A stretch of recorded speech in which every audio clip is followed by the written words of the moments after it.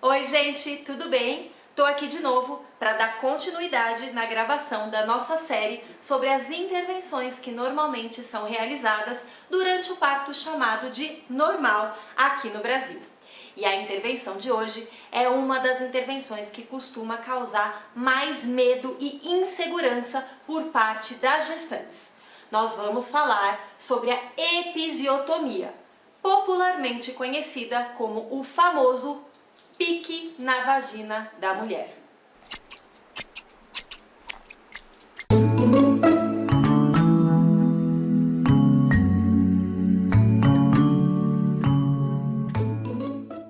De antemão, já vou avisar que esse vídeo ficou bem longo, mas vale a pena assistir até o final, porque vai esclarecer muitas dúvidas que vocês podem ter.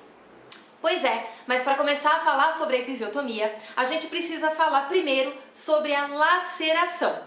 Para quem não sabe, durante o nascimento do bebê, existe a possibilidade do bebê, durante a passagem pela vagina, causar um rasgo ou um corte na região do períneo da mulher. Você jura? Calma, gente, calma. Não precisa entrar em pânico. Para você que ainda não sabia dessa possibilidade de uma laceração acontecer durante o parto, não precisa ficar desesperada, porque a intenção desse vídeo é justamente explicar tudo isso que pode acontecer fisiologicamente durante o parto, as formas que a gente tem para amenizar essas ocorrências e por que hoje a episiotomia vem sendo tão questionada na cena do parto. Então vamos seguir o raciocínio para chegar na nossa conclusão. Para explicar então um pouquinho sobre a laceração, eu vou utilizar alguns objetos improvisados que eu peguei aqui em casa mesmo. Olha só, aqui é a vagina da mulher. E esse buraquinho aqui embaixo é o ânus da mulher. Essa região que fica aqui no meio, entre a vagina e o ânus, é o períneo da mulher. O que acontece é que quando o bebê vai passar pela vagina, então o bebezinho tá nascendo,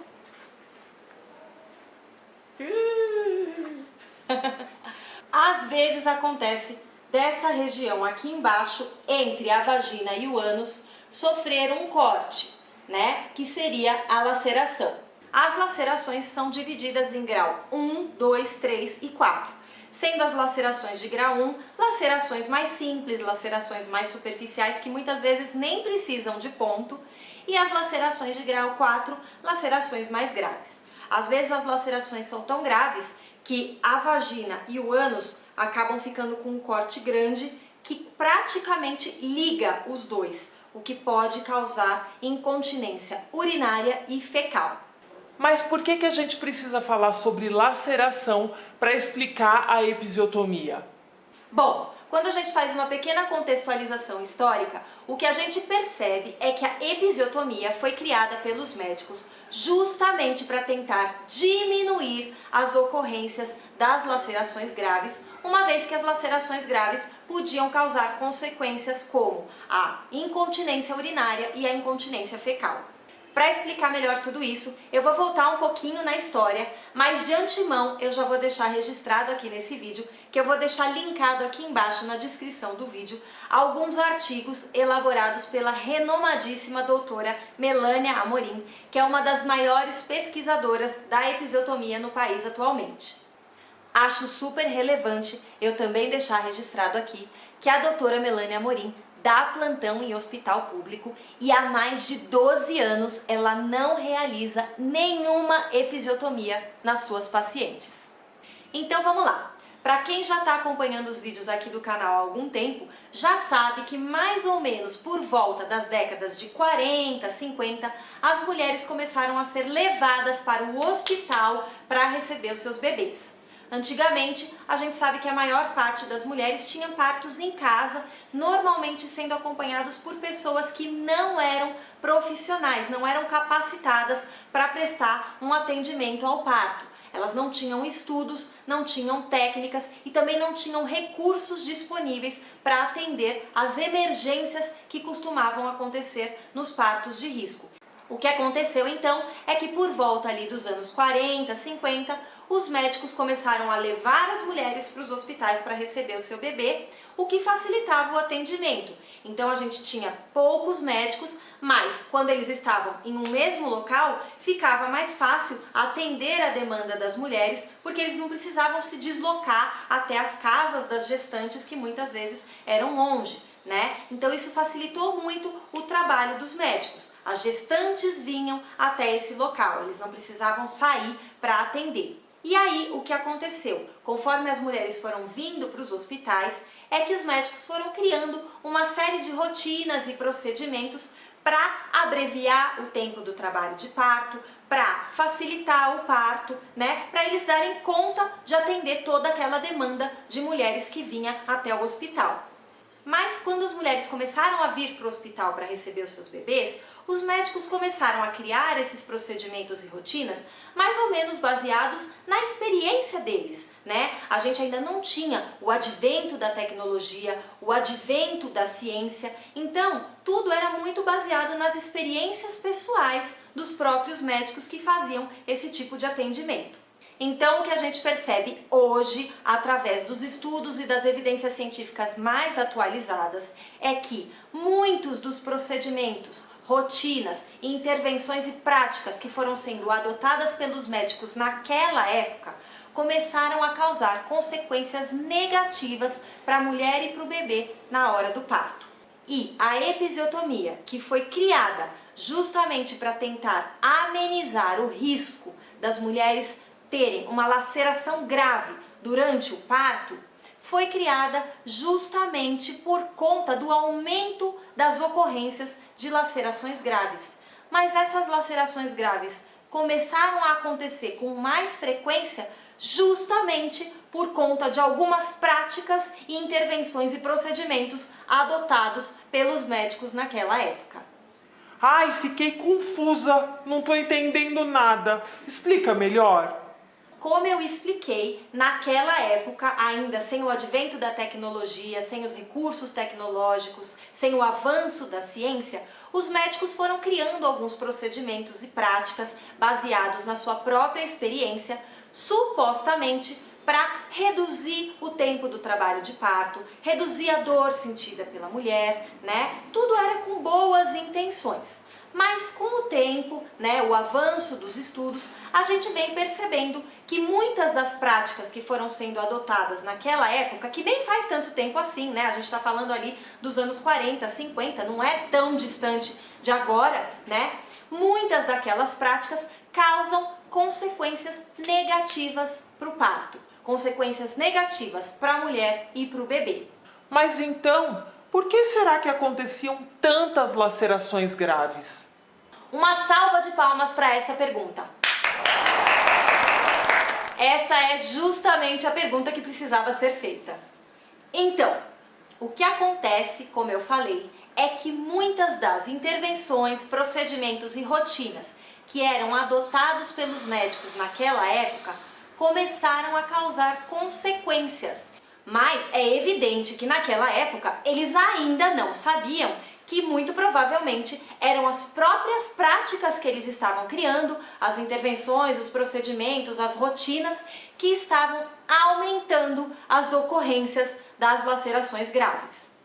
Então, peraí, quais são as práticas, procedimentos e intervenções que aumentam a ocorrência das lacerações graves? Opa! Mais uma das ótimas perguntas para se fazer nesse vídeo. Agora nós vamos falar de alguns dos procedimentos e intervenções que foram criados naquela época e que continuam sendo bastante utilizados na cena do parto atualmente e que podem potencializar, aumentar as chances das ocorrências das lacerações graves. Bom, a primeira intervenção que aumenta a chance de uma laceração grave é a obrigatoriedade da mulher parir na posição deitada. A gente vive num planeta que possui a lei da gravidade. Então a gente sabe que tudo que está na posição vertical tende a ser puxado, né, atraído para o centro da Terra. Sendo assim, fica bem fácil da gente compreender a dificuldade aumentada da mulher ter um bebê na posição deitada. Porque é evidente, se a mulher está numa posição mais vertical, o bebê vai sendo ajudado pela própria lei da gravidade a descer. Fica mais fácil, fica mais natural. Agora, quando a mulher é obrigada a ficar na posição deitada, ela precisa fazer mais força, porque a lei da gravidade não está ajudando. Então, quando essa mulher precisa fazer mais força para empurrar esse bebê para nascer, ela sente mais dor e ela aumenta as chances de uma laceração grave, justamente porque ela precisa fazer mais força do que ela precisaria fazer se ela estivesse numa posição mais vertical, onde ela estaria sendo ajudada pela própria lei da gravidade. Outra intervenção que costuma aumentar bastante as chances da mulher sofrer uma laceração grave são os chamados puxos dirigidos. Você já deve ter visto alguma cena de puxo dirigido em filme, novela, que são aquelas cenas clássicas dos partos normais, onde alguma pessoa da equipe que está acompanhando aquele parto, seja enfermeira, médico, começam a gritar e pedir para a gestante empurrar e fazer força para o nenê nascer. Normalmente eles vão contando até 10 e pedem para nesse momento a gestante ficar fazendo bastante força para ajudar o bebê a sair. Vai, eu vou começar a contar e você começa a empurrar. 1, 2, 3. Isso! Faz força igual a de fazer cocô. Os puxos dirigidos são guiados pela equipe que está acompanhando o parto, normalmente a partir do momento em que a mulher atinge os famosos 10 centímetros de dilatação. E vocês devem estar se perguntando, então, por que eles aumentam as chances de uma laceração grave? Para quem não sabe, durante o trabalho de parto, a mulher sente os puxos naturais, ou seja, se a gestante for deixada ali tranquilinha, em algum momento o corpo dela vai sinalizar sozinho que é hora de fazer força. Ela sente uma vontade natural de empurrar, é uma vontade incontrolável que não tem como parar. E nesse momento, o próprio corpo ajuda o bebê a nascer. O próprio corpo, com a contração, vai ajudando esse bebê a sair. Então, isso seriam os puxos naturais. Quando a gente fala em puxo dirigido, muitas vezes a mulher ainda não está sentindo essa vontade natural de fazer força. Então, ela não tem ajuda do corpo para fazer esse bebê sair. E por conta disso, ela precisa fazer mais força também, o que aumenta as chances de uma laceração grave. Eu costumo brincar aqui que é mais ou menos como fazer cocô. Se você, que está aí parada agora, resolver do nada que quer fazer cocô sem estar com vontade de fazer cocô, você vai até o banheiro, vai ficar lá fazendo muita força e pode até ser que você faça 1 ou 2 bolinhas de cocô. Mas você não vai fazer aquele mega cocô, dificilmente vai sair aquele cocô bonito, gostoso de quando a gente está com vontade. Por quê? Porque quando a gente está com vontade, o cocô já está ali na portinha, prontinho para sair e o corpo ajuda esse cocô a descer. E o parto é mais ou menos a mesma coisa. O nosso corpo, fisiologicamente, em algum momento, vai dizer que é hora da gente empurrar aquele bebê. A gente sente uma vontade incontrolável de fazer aquele nenê sair igual o cocô, né? Às vezes a gente fica ali segurando o cocô por um tempo, mas chega um momento que não dá mais para segurar. Tem que ir ao banheiro e o cocô tem que sair, né? O bebê é a mesma coisa. Chega um momento que o corpo fala, é hora desse bebê nascer e você vai fazer a força para ele sair, né? Algumas mulheres nem precisam fazer muita força, o corpo ajuda tanto que o bebê praticamente escorrega. Outras sentem uma vontade de empurrar um pouquinho ali, fazer um pouco de força, mas o fato é, quando a gente espera pelos puxos naturais, a gente precisa fazer muito menos força. E isso ajuda a reduzir a chance de sofrer uma laceração grave. Outra intervenção que está frequentemente associada a um aumento de ocorrências de lacerações graves é justamente a intervenção sobre a qual eu falei no meu vídeo anterior. Eu vou deixar linkado aqui em cima para quem ainda não assistiu o vídeo no qual eu falo sobre a analgesia e a anestesia. A analgesia e a anestesia estão frequentemente associadas a um maior número de casos de desenvolvimento de lacerações graves, justamente porque, por conta dela, aumenta-se a chance da mulher precisar dos puxos dirigidos, precisar da equipe médica guiando o momento de fazer força, porque muitas vezes a mulher perde a sensibilidade da região do peito para baixo. E aí, como a gente acabou de ver, os puxos dirigidos aumentam as chances da mulher sofrer uma laceração grave por conta da força que essa mulher é orientada a fazer sem sentir os puxos naturais. Outra intervenção que aumenta muito as chances de uma laceração grave, e essa intervenção é completamente arriscada, logo eu vou gravar um vídeo específico sobre ela, é a manobra de Christeler. Essa manobra é extremamente arriscada, eu vou tratar desse assunto com bastante especificidade no vídeo que eu gravar sobre a própria manobra, mas a manobra pode aumentar bastante as chances de uma laceração grave. No que consiste essa manobra? Vocês já devem ter visto alguma amiga, parente relatando que durante o parto normal, o médico ou a enfermeira subiu na barriga para dar uma ajuda para o bebê nascer. O que isso quer dizer? Quer dizer que alguém da equipe subiu em cima da gestante e empurrou com o braço o bebê para baixo para ajudar esse bebê a sair. E aí, nessa saída brusca, a gente pode ter uma laceração maior ali embaixo, por conta da força que foi impressa pela equipe que está fazendo a manobra de Christeler. E agora é o dado mais chocante. A própria episiotomia pode aumentar as chances de uma laceração de grau 3 ou 4. Porque quando a gente tem um corte feito ali na região do períneo e o bebezinho vai passar por esse corte, a pressão da passagem dele pode aumentar as chances desse rasgo abrir ainda mais.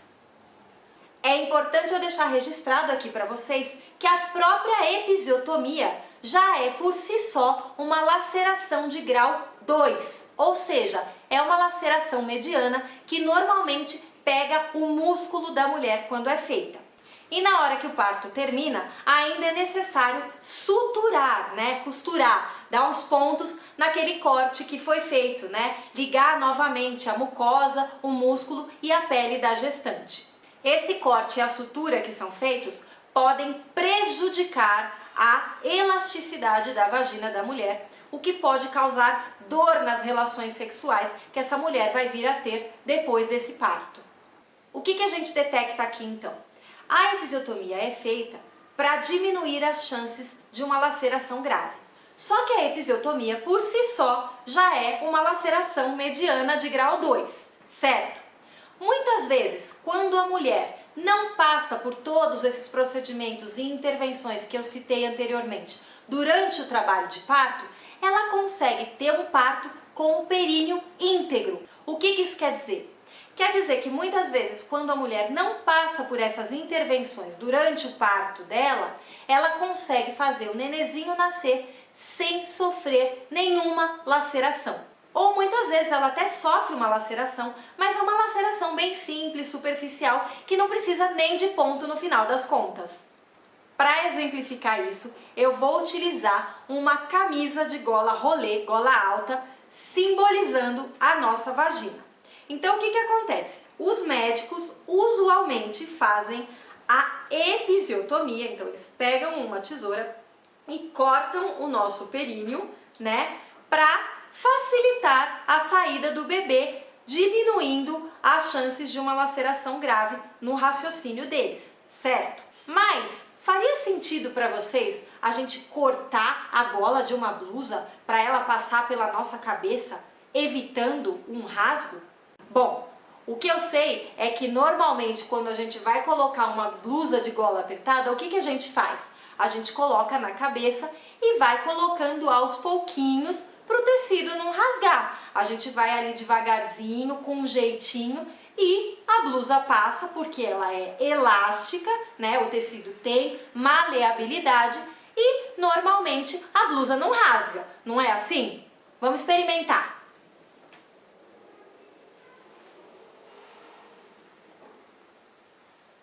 Tcharam!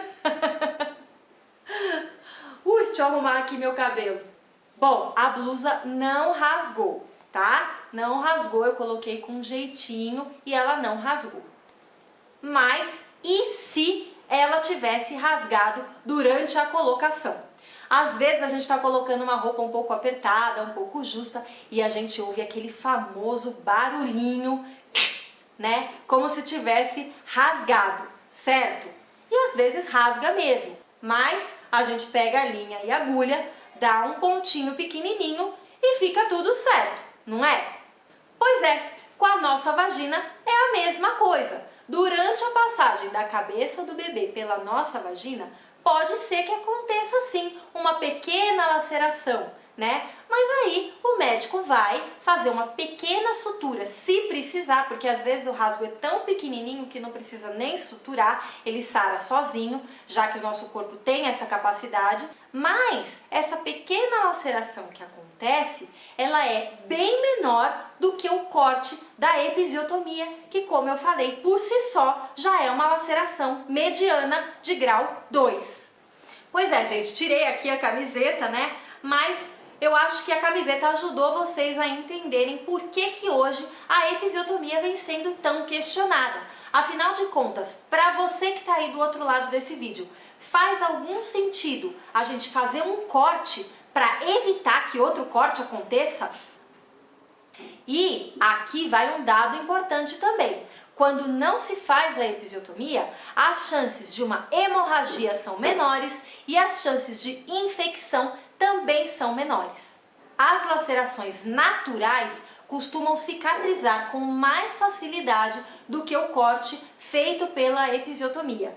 Além do que, a episiotomia por si só, quando é feita, corta um pedaço do músculo e a laceração natural muitas vezes pode não cortar ou rasgar a parte do músculo da vagina da mulher. Mas espera aí então, eu quero entender melhor quais são as possíveis consequências da episiotomia.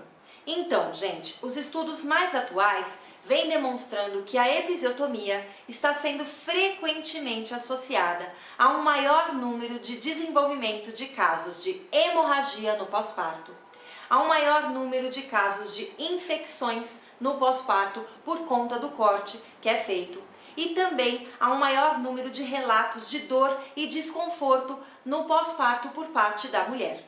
Além disso, ela também vem sendo frequentemente associada a casos de dispareunia, que seria dor para manter as relações sexuais depois que o bebê nasce, né? Depois que passa o período de resguardo e a mulher vai retomando a vida sexual. Mas então por que os médicos continuam fazendo a episiotomia? Como eu falei para vocês, todas essas práticas começaram a ser adotadas na cena do parto mais ou menos nos anos 40, 50, então faz muito pouco tempo, a gente tem um pequeno intervalo de tempo. Eles todos aprenderam assim desde aquela época até hoje. Então, a gente está vivendo nesse momento um momento de transição, né? Muitos médicos aprenderam dessa forma e é difícil para eles mudar a prática. A gente tem dados oficiais divulgados pela pesquisa Nascer no Brasil, que mostram que 53,5% dos partos que acontecem no país contam com a episiotomia na sua realização. Ou seja, para as mulheres fica aquela sensação de que quando elas não são cortadas por cima pela cesárea, elas são cortadas por baixo. Sendo assim, há mais ou menos 20 anos, a Organização Mundial de Saúde vem tentando pedir para os médicos restringirem o uso rotineiro da episiotomia nos partos. Ela estima ali uma taxa de mais ou menos 10% de real necessidade da episiotomia, né? Mas, como eu falei para vocês no começo do vídeo, a gente tem hoje a doutora Melânia Amorim aqui no Brasil, que vem questionando inclusive essa taxa, sendo que há mais de 12 anos ela não realiza nenhuma episiotomia nas suas pacientes. Mas então o que eu posso fazer para reduzir as chances de sofrer uma laceração grave ou de precisar de uma episiotomia? Então, partindo de toda a contextualização histórica que eu fiz no começo do vídeo, uma das coisas que pode ajudar a diminuir as chances de você sofrer uma laceração grave seria você não passar por aqueles procedimentos que eu citei no começo do vídeo. Então, procurar verticalizar durante o trabalho de parto e o parto, né? Andar, rebolar na bola, buscar posições para o parto que sejam um pouco mais verticais. Tudo isso pode contribuir para a redução da chance de uma laceração grave.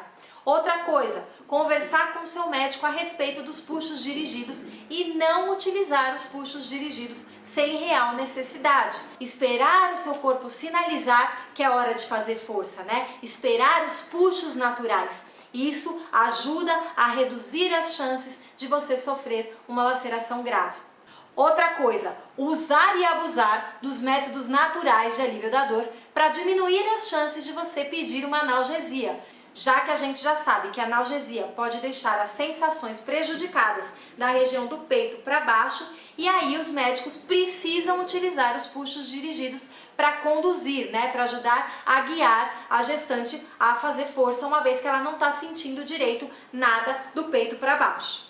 E por fim, pedir para que a manobra de Christeler não seja realizada, uma vez que, além de aumentar as chances de uma laceração grave, ela é extremamente arriscada.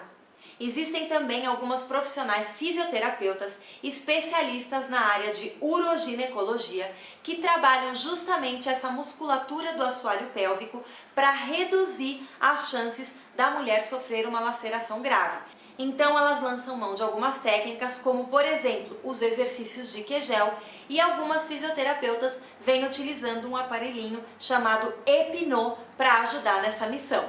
É muito interessante para quem puder buscar o acompanhamento de uma fisioterapeuta, mas não é nenhuma necessidade, tá, gente? Não quer dizer que se você não fizer exercício, não tiver uma fisioterapeuta, você vai sofrer uma laceração grave. É só uma coisa a mais para ajudar na preparação e reduzir um pouco as chances de uma laceração grave.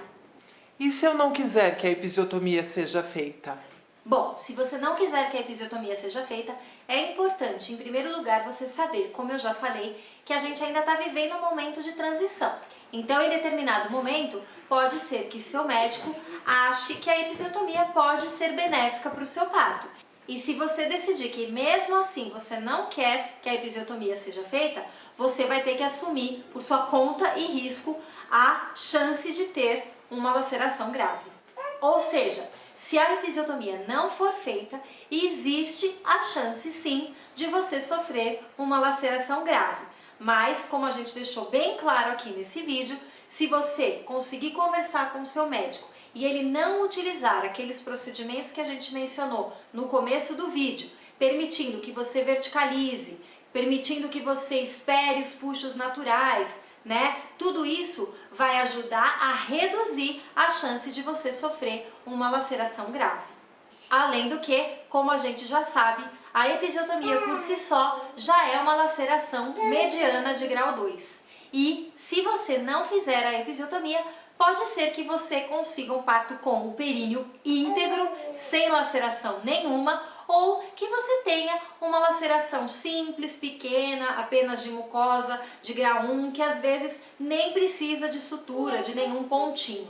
Nesse momento de transição, a gente ainda tem médicos com bastante dificuldade de deixar de utilizar esse procedimento que eles utilizaram por tantos anos. Então, enquanto mulheres, é super importante que a gente faça o plano de parto, né? Como eu já falei, logo eu vou gravar um vídeo específico sobre plano de parto aqui no canal, mas por hora eu vou deixar linkado aqui embaixo também um modelo de plano de parto elaborado pelo renomado médico humanizado Dr. Braulio Zorzella para ajudar vocês com essa questão do plano de parto. Eu peço mil desculpas pelo tamanho desse vídeo, mas eu espero de verdade que ele tenha dado conta de esclarecer as dúvidas que vocês possam ter em relação à episiotomia e às lacerações, e que tudo isso contribua para a discussão do plano de parto que vocês vão ter com os médicos de vocês. Tchau, tchau e até mais!